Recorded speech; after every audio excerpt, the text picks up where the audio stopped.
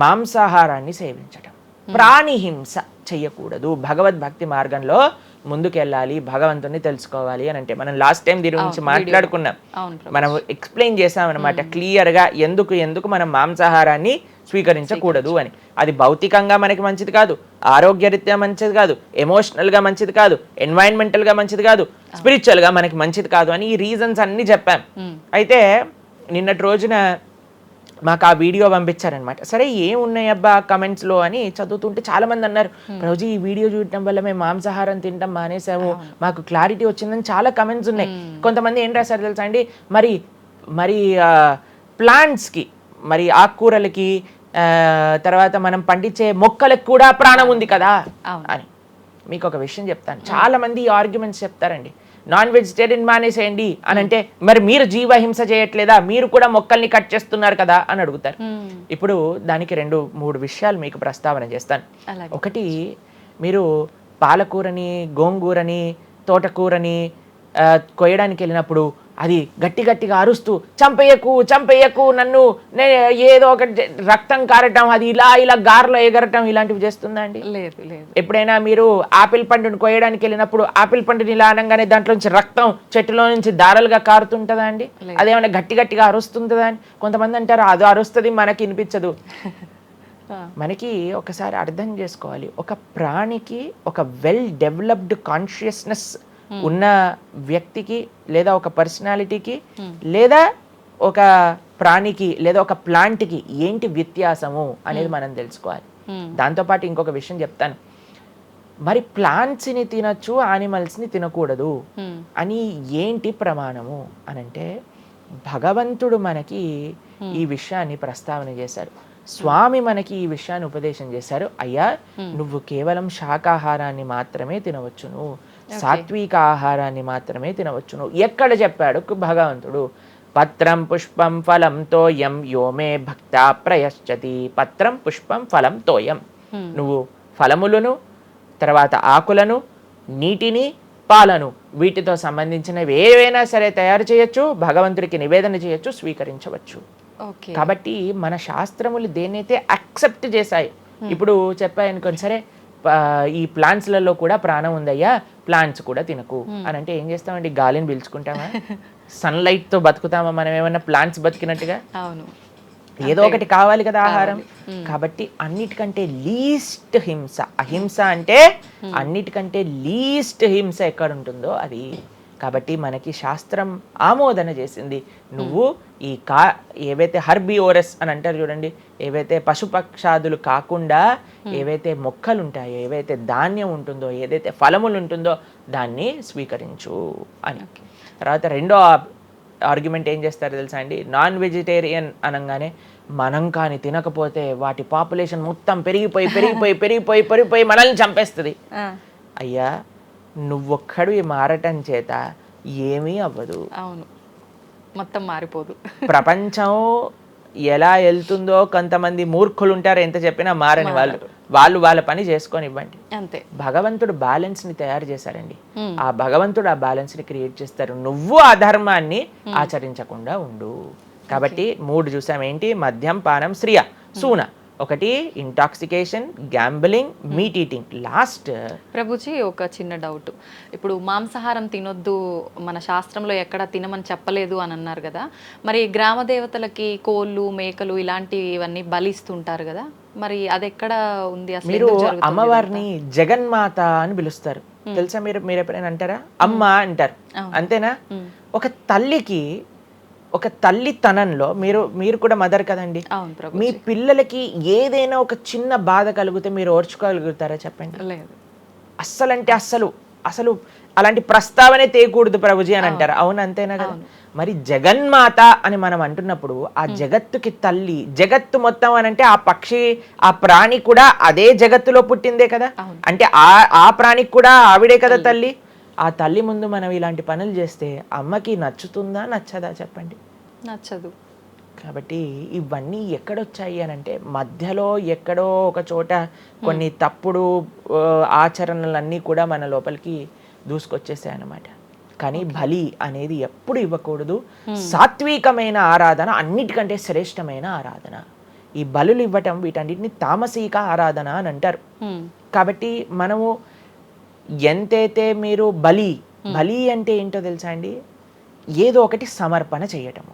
సమర్పణ చేయటాన్ని, దాంట్లో ప్రాణిని సమర్పణ చేయటం కంటే మనకుండే అహంకారాన్ని సమర్పణ చేస్తే అమ్మవారు ఇంకా ఆనందిస్తారు. మన దగ్గర ఉండే దంభాన్ని సమర్పణ చేసేస్తే, బలిచ్చేస్తే ఇంకా ఆనందంగా ఉంటారు. దంభము అని అంటే గర్వం. ఓకే. అహంకారము, దంభము, ఈ రెండిట్లో వ్యత్యాసం ఏంటో తెలుసా అండి. గర్వము అని అంటే మనం చేసిన దానికి మనం గర్వపడ్డాం అనమాట.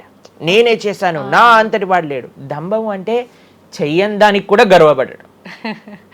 ఓకే. కాబట్టి మనకుండే అభిమానాన్ని, మనకుండే ఆ లోభాన్ని, వీటన్నిటిని అమ్మవారికి సమర్పణ చేయండి, ఇంకా మంచి, ఇంకా ఆనందిస్తారు. అందుకే మనం తల నీలాలు ఇస్తాం. చాలా మందికి తెలియదు అసలు దేవుడు ఏం చేసుకుంటాడండి మన జుట్టుని, డాండ్రఫ్ తోటి ఉన్న జుట్టుని.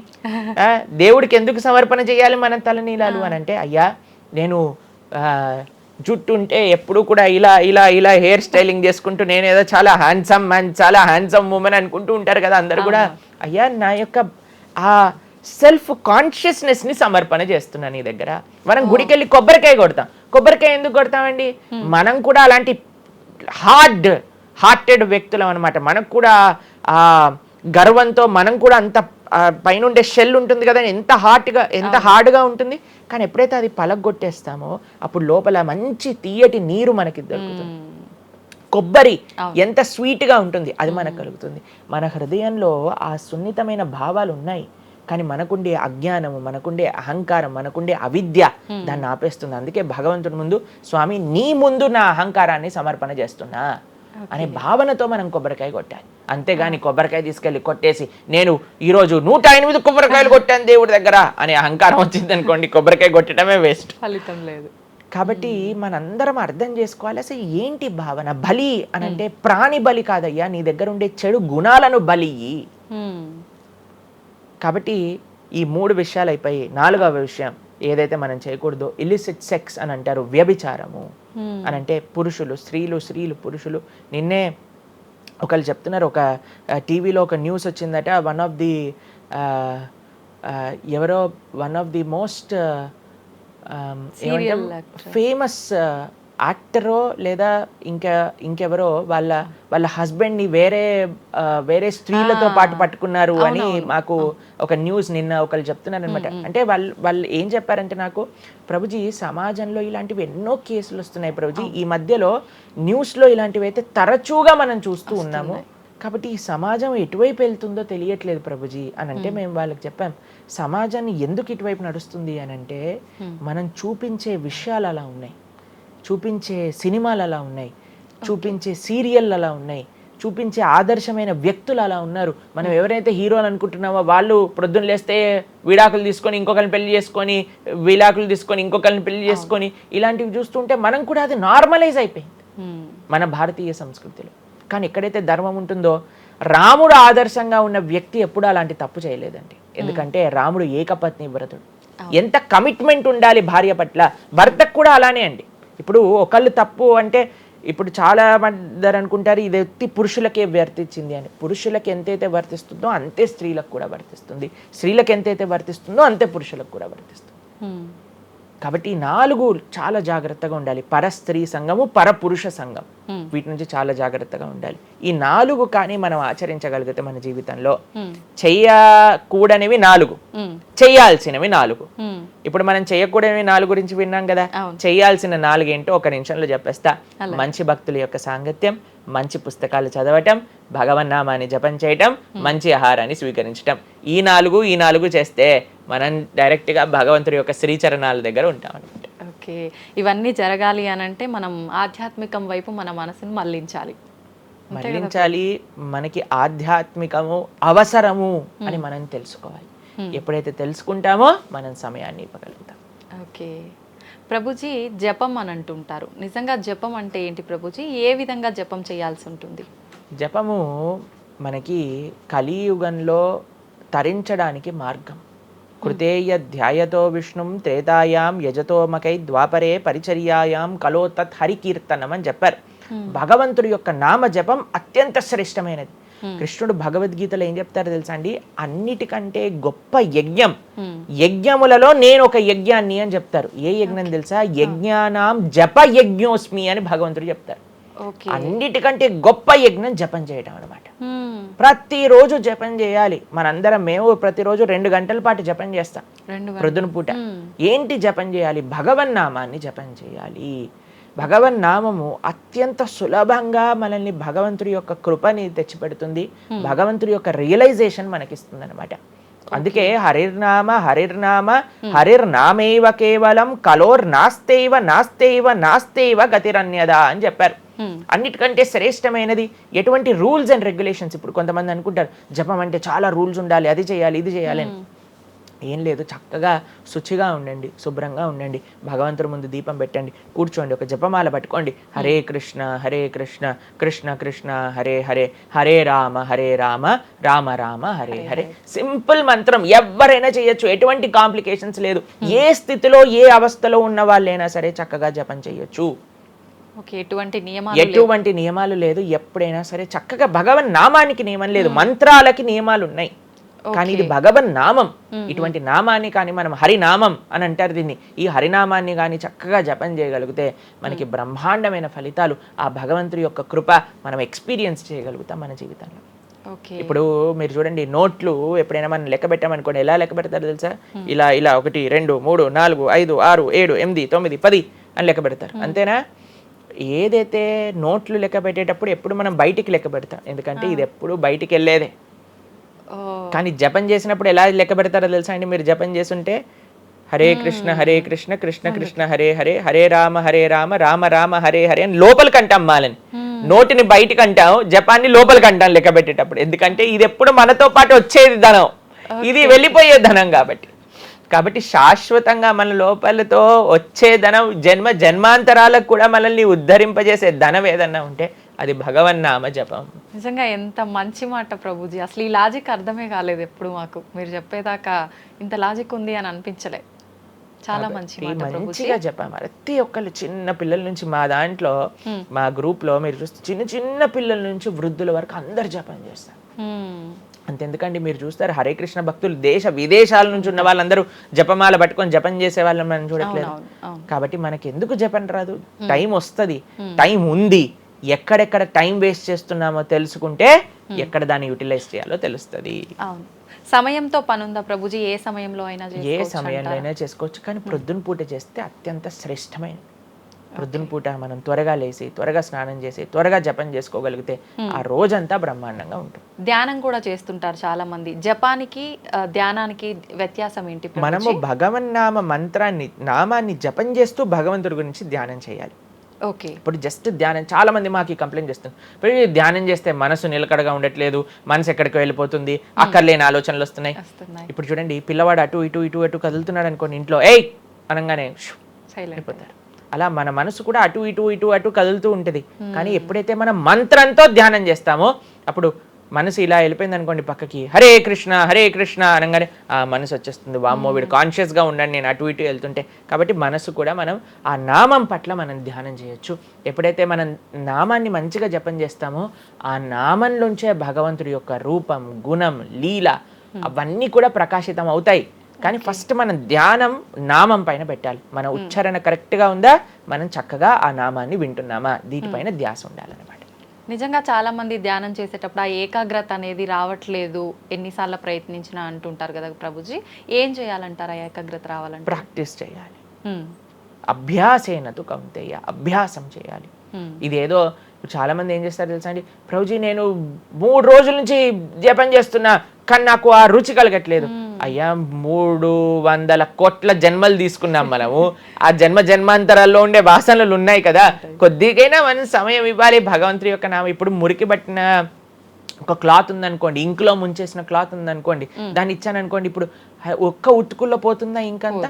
ఒక ఉతుకు తర్వాత ఇంకో ఉతుకు తర్వాత ఇంకో కొద్దిగా వెళ్తూ ఉంటుంది. కొన్నిసార్లు మనకి ఫస్ట్ 3-4 వాషెస్లో తెలియదు అసలు పోయిందా లేదా. పోతుంది, కానీ మనకు అంత ఎవిడెంట్గా కనిపించదు. కానీ 10, 15, 20, 30 సార్లు అయ్యాక తెలుస్తుంది 100 సార్లు అయ్యాక మళ్ళీ మనకి తెల్లగా ఆ క్లాత్ బయటికి వచ్చేస్తుంది. అలానే మనం కూడా ప్రయత్నం చేస్తూ ఉండాలి. ఇన్ని జన్మలు మనం మాయకి ఇచ్చేసి ఒక జన్మలో 3 రోజులు మనం భగవన్నామాన్ని జపం చేసి ఇప్పుడు నాకేం కలగలేదు అని అంటే ఎలా చెప్పండి?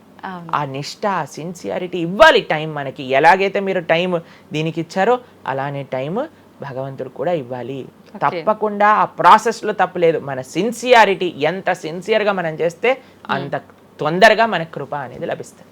ఓకే ప్రభుజీ, పునర్జన్మలు అని అంటుంటారు. పునర్జన్మలు ఉంటాయా? ఇందాక మీరు చెప్పినట్టు ఎన్నో జన్మల వాసనలు మనకి ఈ జన్మలో కూడా అవి ఉంటాయి అని చెప్పన్నారు కదా, ఆ వాసనలకు సంబంధించిన ఆ లైఫ్ని మళ్ళీ ఈ జన్మలో మనం అనుభవిస్తామా? తప్పకుండా. మీరు అంతెందుకండి, మీరే ఎన్నోసార్లు మీ జీవితంలో కొంతమందిని కలిసి ఉంటారు. వాళ్ళు చెప్తారు ఇది ఈ జన్మలోంచి కాదు, పక్కా వీడి పోయిన జన్మలోదే ఈ లక్షణం.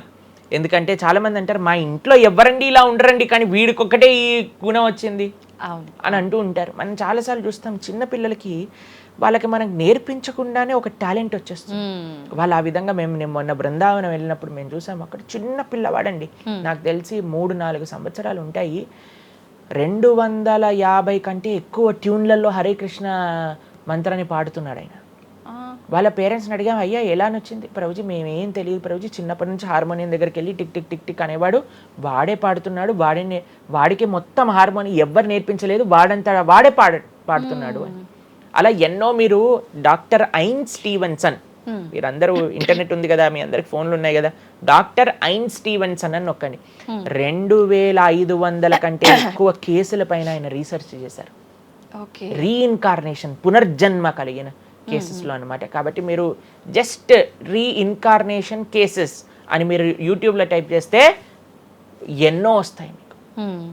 కాబట్టి పునర్జన్మ ఉన్నది. పునర్జన్మ సిద్ధాంతాన్ని ప్రస్తావన చేసి వాటిని నమ్మకం ఉన్న వాళ్ళే సనాతన ధర్మానికి సంబంధించిన వాళ్ళు అనమాట. కాబట్టి ఏది కూడా మనకి స్పాంటేనియస్గా రాదు, అంతా కూడా కర్మ. What ever we do that comes around అనమాట. కాబట్టి ఈ పునర్జన్మ సిద్ధాంతం అనేది తప్పకుండా ఉన్నది. పునర్జన్మ ఉంటుంది. జన్మాంతరాల వాసనలు అనేవి ఉంటాయి. ఎప్పుడైతే మనం ఆధ్యాత్మిక సాధన, ఎప్పుడైతే మనం భగవద్భక్తి చేస్తామో ఆ వాసనలన్నీ కూడా తొలగిపోతాయి. మనం చక్కగా మంచి ధార్మికమైన వ్యక్తిలా మనం మళ్ళీ మారచ్చు అనమాట. ప్రభుజీ, పునర్జన్మ ఉంటుంది అని అనుకున్నాం మనం. అయితే పునర్జన్మ అంటే అంతకుముందు జన్మకు సంబంధించిన పాపం పుణ్యం ప్రతి ఒక్క దాని ప్రభావం ఈ జన్మలో ఉంటుందంటారా ప్రభుజీ? తప్పకుండా. చాలా మంది అంటారు ప్రభుజీ వాళ్ళు ఇంత పిచ్చి వాళ్ళు కానీ ఇంత ఆనందం ఎందుకు వస్తుంది అని అంటే, వాళ్ళు గత జన్మలో చేసిన పుణ్యం ఇప్పుడు వాళ్ళకి వస్తుంది, ఈ జన్మలో చేసే పాపం మళ్ళీ వస్తుంది. ఎవరు కూడా ఎస్కేప్ అవ్వలేరండి. ఇప్పుడు మీరు అనుకుంటున్నారు మనం బాధపడుతున్నాం, గత జన్మలో చేసిన పాపాన్ని ఇప్పుడు మనం అనుభవిస్తున్నాం, ఇప్పుడు మేము మంచి వాళ్ళం ప్రభుజీ, మీకు కూడా వస్తుంది ఆ ఛాన్స్. కాబట్టి ఈ కర్మ సిస్టమ్ ఏదైతే భగవంతుడు ఇది చేశారో దాని నుంచి ఎవ్వరు ఎస్కేప్ కాలేరు. ఆయన సిస్టమ్ చాలా పక్కా. ఇక్కడ ఉండే మనం అప్పుడప్పుడు ట్రాఫిక్ సిగ్నల్ని దాటేసి ట్రాఫిక్ పోలీస్ నుంచి ఎస్కేప్ అవ్వచ్చు, కానీ భగవంతుడి యొక్క రేడార్ నుంచి ఎస్కేప్ అవ్వలేదన్నమాట. ఎందుకంటే ఆయన హృదయంలో ఉండే కదా అన్ని నోట్ డౌన్ చేసుకునేది. కాబట్టి తప్పకుండా గత జన్మ పుణ్యము, గత జన్మ పాప ఫలితాలు ఈ జన్మలో అనుభవించాల్సిందే. చాలా మంది మమ్మల్ని అడుగుతారు, ప్రభుజీ నరకానికి తీసుకెళ్తారు కదా, ఆ నరకానికి తీసుకెళ్తారు, మరి నరకంలోనే అంత అయిపోగొడితే మళ్ళీ ఈ జన్మలో ఇవ్వటం ఎందుకు? ఇన్స్టాల్మెంట్లో వస్తాయి, ఈఎంఐస్ కింద కట్టాల్సి వస్తుంది అనమాట మన ఫలితాన్ని. కొద్దిగా నరకంలో, కొద్దిగా ఈ జన్మలో, మళ్ళీ వచ్చే జన్మ. ఒకటేసారి ఆ యొక్క ఫలితాన్ని కానీ ఇచ్చేస్తే మనం తట్టుకోలేము. కాబట్టి భగవంతుడి యొక్క కృప నిజంగా చెప్పాలంటే ఇన్స్టాల్మెంట్స్ లో వచ్చేది. ఇప్పుడు చూడండి, ఒకసారి 10 కోట్లు కట్టాలి అంటే అది ఈజీయా, లేదా ఇన్స్టాల్మెంట్ లో కట్టాలంటే ఈజీయా? అందుకే కదండి అందరు ఈఎంఐలు కావాలండి. అలానే పుణ్యం, అలానే పాపం కూడా. కొద్దిగా స్వర్గంలో అనుభవించు, కొద్దిగా ఇప్పుడు అనుభవించు, మళ్ళీ నెక్స్ట్ జన్మలో అనుభవించు. అది తప్పదు, ప్రతి ఒక్కళ్ళు అనుభవించాల్సిందే. లేకపోతే చెప్పండి అసలు ఈ జన్మలో ఎందుకు కొంతమంది కష్టాలు అనుభవిస్తున్నారు? కొంతమందికి పుట్టుక నుంచే కష్టం వస్తుంది, కొంతమంది కొన్ని డిఫెక్ట్స్ తో పుడతారు. ఎందుకు? If God is equal to everybody, then why did God create different people differently అని అంటే, భగవంతుడు తయారు చేయలే, భగవంతుడు ఇనిషియేట్ చేశారు ఆ సిస్టమ్ని. దాంట్లో మనం ఏ విధంగా చేస్తే ఆ కర్మ ద్వారా అలా మనం పుట్టవలసి వస్తుంది. కానీ మనము పాస్ట్ గురించి చింత, అయ్యో ఎన్ని పాపాలు చేశానో నాకు ఇది వస్తుంది, దీని గురించి చింత చేయకండి. అయ్యా నేను ఫ్యూచర్లో ఇది చేసి నేను ఇలా చేయబోతుంది, దాని గురించి ఇప్పుడు నీ దగ్గర సమయం ఉంటే నువ్వు ఇప్పుడు ధర్మాచరణ చెయ్యి, ఇప్పుడు భగవంతుడిని ఆశ్రయించు, ఇప్పుడు ధార్మికంగా ఉండు. భగవంతుడు దీన్ని రెండింటినీ తీసేస్తారా, ఆయన యొక్క లోకానికి మనం వెళ్ళవచ్చు. కాబట్టి భగవంతుడు అదే చెప్పారు, సర్వధర్మాన్ పరిత్యజ్య మామేకం శరణం వ్రజ అహం త్వాం సర్వ పాపేభ్యో మోక్షయిష్యామి మా శుచ. ఇది భగవంతుడు ఇచ్చిన ఒక ఆశ్వాసన భగవద్గీతలో. అన్నిటినీ వదిలిపెట్టేసాయి, అన్ని రకాల చెడు వస్తువుల్ని, అన్ని రకాల మంచి, నువ్వు నాకు శరణు వేరు, నేను నీ పాప పుణ్యాలు మొత్తం తీసేస్తాను. యద్గత్వా నివర్ధంతే తద్ధామ పరమం మమ. భగవంతుడి దగ్గర నుంచి చేరుకున్నాం అనుకోండి, మళ్ళీ ఈ ప్రపంచంలో ఈ యొక్క కష్టాలు ఉండే ఈ నేలపైన మళ్ళీ రావాల్సిన అవసరం లేదు. స్వామితో బ్రహ్మాండంగా స్వామి యొక్క సేవలో సుఖంగా ఉండొచ్చు మనం. ఓకే, అయితే ప్రభుజీ చాలా మంది చెప్తుంటారు అన్ని అనుభవించండి తప్పదు అన్నప్పుడు ఎందుకు భగవంతుని ఆరాధన చెయ్యాలి అని. వాళ్ళందరికీ ఇది మంచి సమాధానం ప్రభుజీ. నిజంగా చాలా మంది ఇదే అంటుంటారు, అంతే కదా, ఎంత భగవంతుని ఆరాధించినా ఈ కష్టాలు తప్పట్లేదు, అసలు లైఫ్ ఏం చేంజ్ అవ్వట్లేదు, మనశ్శాంతి లేదు, ఎందుకు అసలు ఆరాధించాలని చెప్పి అసలు భగవంతుని పూజించడం కూడా మానేస్తుంటారు. మళ్ళీ ఇప్పుడు ఆపేస్తే మళ్ళీ నెక్స్ట్ ఏంటి అని ఆలోచన చేయాలి. కాబట్టి ఇప్పుడుండే వాటితో మనం ఇది చేసామనుకోండి, ఇంత ధర్మాచరణ కూడా ఆపేశారనుకోండి, ఇంకా ఆ పుణ్య పాప ఖాతాలు అలానే పెరిగిపోతూ ఉంటాయి. కానీ చివరికి వచ్చేది ఈ ప్రపంచంలోకే కదా. కాబట్టి మనకి చెడు చేయటం పనికిరాదు, కేవలం మంచి చేయటం కూడా పనికిరాదు. భగవద్భక్తి అన్నిటికంటే టాప్ మోస్ట్. కాబట్టి మనం ధార్మికంగా ఎంత భగవద్భక్తితో ఉంటే అది మనకి అంత మంచిది.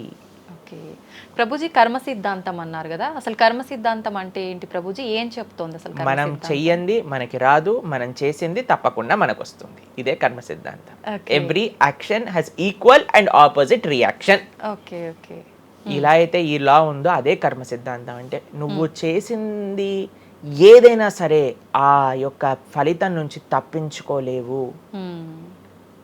తర్వాత ఏదైతే నువ్వు చేసావో దాని నుంచి తప్పించుకోలేవు. మంచైనా చెడైనా, మొన్న అయింది నీకు ఈ రోజు వస్తుంది, ఈ రోజు చేసిన దానికి రేపు వస్తుంది. ఇదే కర్మ సిద్ధాంతం అంటే. కాబట్టి ఎప్పుడు ఇది మన మనసులో ఉండాలి. అరే ఈ రోజు నాకు ఏదైనా బాధ ఉంటే నేను ఏదో చేశానేమో, కాబట్టి ఏదో చేశాము అయిపోయింది, ఈ రోజు ఈ కష్టం వచ్చింది, కృష్ణ నువ్వు నాకు శక్తినివ్వు ఈ కష్టాన్ని ఎదుర్కోవడానికి.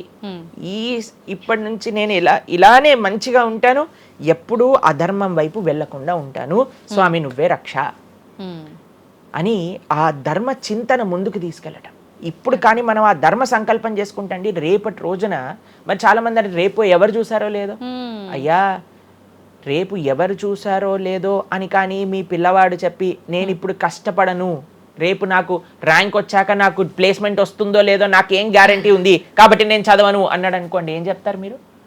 నాన్న నువ్వు ప్లేస్మెంట్ గురించి బాధపడకు, ఫస్ట్ నీ కర్తవ్యం చదవటం నువ్వు చదువు, దాని తర్వాత నీకు వస్తుంది, నీ జీవితం సెటిల్ అవుతుంది. అంతే కదండి.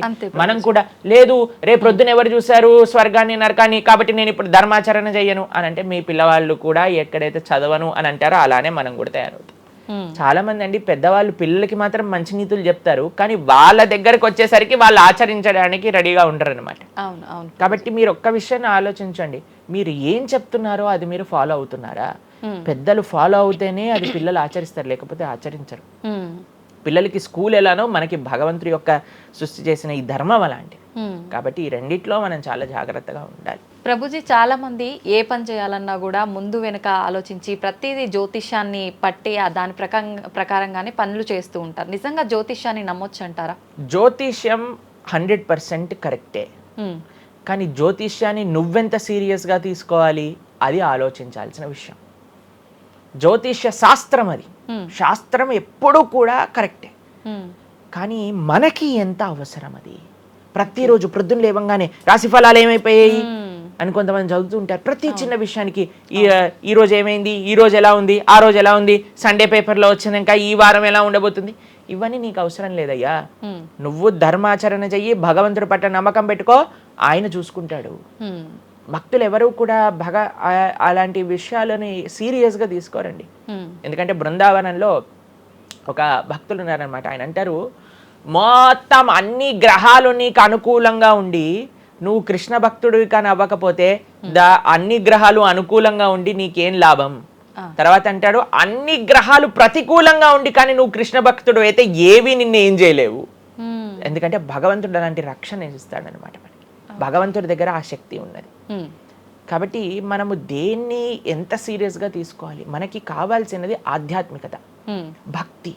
భగవంతుడి గురించి విన్నామా, భాగవత రామాయణాదులు శ్రవణం చేశామా, స్వామికి ఆరాధన చేసుకున్నామా, ఆలయానికి వెళ్ళామా, గోసేవ చేశామా, ధార్మికంగా ఉన్నామా, ఎవరికి ఏం చెడు చేయలేదా, మంచి అందరి గురించి కూడా మంచి ఆలోచిస్తున్నామా, ఒకళ్ళతో మంచిగా మాట్లాడుతున్నామా, ఎవరికి చెడు చేయట్లేదా, ఇంతవరకు నీ ఆలోచన ఉంటే సరిపోతుందండి. ఈ ధర్మచింతన మనకు కావాలి. అంతేకాని ఏమవుతుంది, నా రాసి ఏంటి, ఇదేంటి, ఇప్పుడు అంత పిచ్చి జనాలకి ఎలా పెరిగిపోయిందంటే ఒకళ్ళు అంటారు ఈ ఉంగరం పెట్టుకోమంటారు, ఒకళ్ళు అంటారు ఇలా నీ పేరు రాయి అంటారు, ఒకళ్ళు అంటారు నీ పేరులో ఏ ఏ ఏ ఏ ఎక్స్ట్రా రాయమంటారు. ఇవన్నీ ఏంటి మారిపోయాయి? ఇవన్నీ మార్చుకొని నీ ఆచరణ కానీ మారకపోతే, నీ థింకింగ్ కానీ మారకపోతే, నీ ధర్మం పట్ల ఉండే అనిరుక్తి కానీ పెరగకపోతే ఇవన్నీ చేసి ఏం లాభం? కాబట్టి మనం ఎసెన్స్ ఆఫ్ ధర్మ భగవంతుడి ఆరాధన. సవై పుంసాం పరో ధర్మో యతో భక్తిర్ అదోక్షజే. అటువంటి స్వామిని ఆశ్రయించటంలో మన టైం పెట్టాలి. కానీ ఇలాంటి చిన్న చిన్నవి చూసుకోవటం, వీటి కోసం మనం సమయాన్ని వేస్ట్ చేసుకోవటం మంచిది కాదు. జ్యోతిష్యం కరెక్టా? 100% కరెక్ట్. నీకెంత కావాలి అది నువ్వు ఆలోచన చేసుకో. పెళ్లి చేసుకోవాలి, గృహ ప్రవేశం చేసుకోవాలి, ఏదైనా పెద్ద పెద్ద ఉంటే అప్పుడు మీరు చూడాలి ముహూర్తం, వివాహం చేసుకోవటం కానీ లేదా ఏమంటాం మన గృహ ప్రవేశాది పెద్ద పెద్ద కార్యములకి చూసుకొస్తే ప్రతిరోజు, ప్రతి క్షణం, ప్రతి వారం, ప్రతి నెల. చాలా మందికి పొద్దున్నే చూడండి అసలు రోజు గడవదు. ఇలాంటి పిచ్చి పనులు ఆపాలి. ఫస్ట్ ప్రొద్దున పూట లేచి భగవంతుడి దగ్గరికి వెళ్ళి భగవంతుడికి నమస్కారం చేసి జపం చేసుకొని ధ్యానం చేసుకొని ఆలయానికి వెళ్ళి దర్శనం చేసుకొని భగవత్ చింతనలో ఉండండి. రోజులో ఏ కష్టం వస్తుందో దాన్ని ఎలా ఎదుర్కోగల ఆ శక్తిని వస్తుంది. అంతేగాని ఏమున్నాయి రాశి ఫలాలు చదవటం వల్ల ఏం అవ్వదండి. కాబట్టి సొల్యూషన్ పైన కాన్సన్ట్రేట్ చేయండి, ప్రాబ్లం కోసం విశ్లేషణ చేయకూడదు. ఓకే ప్రభుజీ, చాలామంది ఇంట్లో నెగిటివ్ ఎనర్జీస్ ఉన్నాయి, దయ్యాలు తిరుగుతున్నాయి, లేదంటే ఎవరైనా ఒక పర్సన్కి దయ్యం పట్టింది అని చెప్పి చాలామంది ఎవరు ఇట్లా పంతుళ్ళు అట్లాంటి వాళ్ళ దగ్గరికి, మాంత్రికుల దగ్గరికి తీసుకెళ్ళడము, వాళ్ళు వదిలిస్తారని చెప్పటము, ఆ దయ్యం వీళ్ళని చాలా పీడిస్తుంది అని చెప్పడం, ఇలాంటివి చాలా వింటుంటాము సహజంగా. ఇదంతా నిజమే అంటారా ప్రభుజీ? అసలు దయ్యాలు అనేవి ఉన్నాయంటారా? ఆత్మలు, దయ్యాలు ఇవన్నీ ఉన్నాయండి, అది లేవు అని చెప్పలేము. ఉన్నాయి తప్పకుండా. ఎలా అయితే మీరు నెగిటివ్ ఎనర్జీ అంటారు కదా, నెగిటివ్ ఎనర్జీ ఎక్కడికి వస్తుందో తెలుసా అండి? నెగిటివ్ పీపుల్ దగ్గరికి వస్తుంది. ఎవరైతే ఎమోషనల్గా, ఎవరైతే స్పిరిచువల్గా, ఎవరైతే ఫిజికల్గా వర్నలబుల్గా ఉంటారో వాళ్ళ దగ్గరికి వస్తుంది. ఎవరైతే ఇంట్లో భగవద్ ఆరాధన ఉండదో, పూజ రూమ్లో ఏమీ లేకుండా చాలామంది ఇప్పుడు మాకు చాలా విచిత్రం అనిపిస్తుంది కొన్నిసార్లు. మాకు ఈ ఇంటర్నెట్లో వీడియో చూసినప్పుడు వీళ్ళు చర్చ్లో ఉండే వాళ్ళందరూ దయ్యాలను వదిలిస్తూ ఉంటారనమాట. మాకు చాలా ఆశ్చర్యం ఏంటంటే వీళ్ళకి ఎందుకు దయ్యాలు పడుతున్నాయి అని. కాబట్టి ఎందుకు దయ్యాలు ఎవరైతే పర్సనాలిటీస్లోకి వెళ్తాయో తెలుసండి? ఎవరైతే క్లీన్లీనెస్ మెయింటైన్ చేయరు, ఓకే, ఎవరైతే సమయానికి స్నానం చేయటం కానీ, సమయానికి శుచిగా శుభ్రంగా ఇల్లు శుభ్రంగా ఉంచుకోవటం కానీ, దేవాలయంలో భగవంతుడి యొక్క మూర్తులకి చక్కగా ఆరాధన చేసి ధూపం, దీపం, నైవేద్యం, తోరణం, ఉత్సవాలు, పండగలు, యజ్ఞాది యాగాదులు ఇవన్నీ ఉన్న చోట ఎప్పటికీ నెగిటివ్ ఎనర్జీ అనేది ప్రవేశించలేదు. ఓకే. కానీ ఎక్కడైతే జనాలు డిమ్గా, డల్గా, ఎటువంటి వైబ్రెన్స్ లేకుండా ఎప్పుడు ఎమోషనల్ వర్నలబుల్గా బాధల్లో ఉంటూ, ఏ ఆధ్యాత్మికంగా లేకుండా, ఇల్లంతా గందరగోళంగా చెత్త చెదారంతో, ఎప్పుడైనా సరే ఫ్రెష్ ఫుడ్ కాకుండా స్టేల్ ఫుడ్, బయట సోర్స్ తెలియని ఫుడ్ వాటిని తినటం వల్ల అలాంటి మెంటాలిటీస్, అలాంటి నెగిటివ్ ఎనర్జీ ఈజీగా ఇటువంటి నెగిటివ్ ఎన్వైరన్మెంట్లోకి వచ్చేస్తుంది అనమాట. ఓకే. కానీ ఎప్పుడైతే మనం వైబ్రెంట్గా భగవన్నామ చక్కగా బొట్టు పెట్టుకొని చక్కగా మంచిగా సాంప్రదాయంగా రెడీ అయ్యి, చీర సాంప్రదాయం, మన సాంప్రదాయం మన చీర అండి, భారతీయత.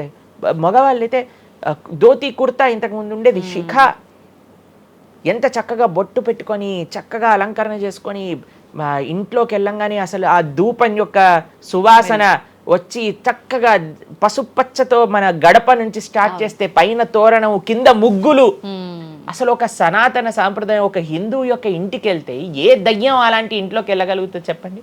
మన సినిమాలలో మీరు చూసి ఉంటారు, దయ్యాలు ఎక్కడ ఉంటాయి? పాతబడ్డ బంగ్లాలలో, ఎక్కడో క్లోజ్ చేసిన గెస్ట్ హౌస్లలో ఉంటాయి, అంతేనా? నిజం ప్రభుజీ. ఏదైనా దేవాలయంలో దయ్యం ఉండటం మీరు చూసారా ఎక్కడైనా?